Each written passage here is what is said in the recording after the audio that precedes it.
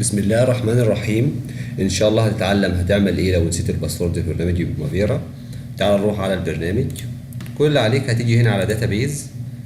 من داتابيز اللهم صل على سيدنا محمد هنعمل اد.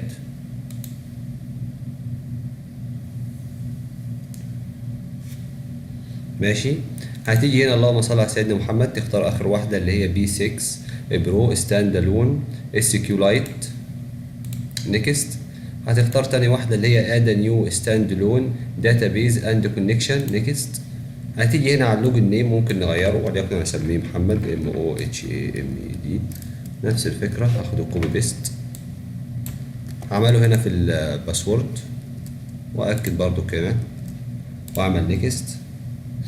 نيكست بيقول لي كذا اوفر رايت، يعني ممكن مثلا انقل مكانها مثلا.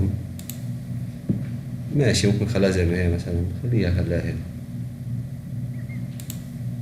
ازود لها بس رقم واحد واعمل سيف واعمل نيكست فينيش. بقى عندنا اتنين، البي 6 البروفيشنال القديمة وواحدة تانية اسمها بي 6 بروفيشنال وجنبها علامة الواحد. جميل. هتيجي هنا اللوجن نيم بتاعي ماله في. انا كنت عملت اللوجن نيم محمد والباسورد كمان محمد. هعمل كونكشن عفوا كونكت. جميل. هيظهر لك العلامة الجميلة دي تعمل اوكي الكلام الجميل ده. بعد كده هيبدأ البرنامج يفتح معانا وزي ما حضرتك شايف كده البرنامج فتح معانا. ممكن مثلا نفتح اي مشروع من دول. اوبن بروجكت.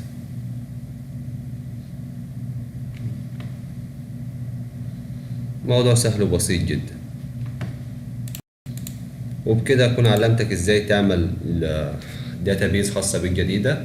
مش شرط انك انت مثلا عشان خاطر البرنامج يعمل معاك كده، لا احنا بتقدر تغير الباسورد، تقدر تعمل واحدة جديدة داتابيز جديدة.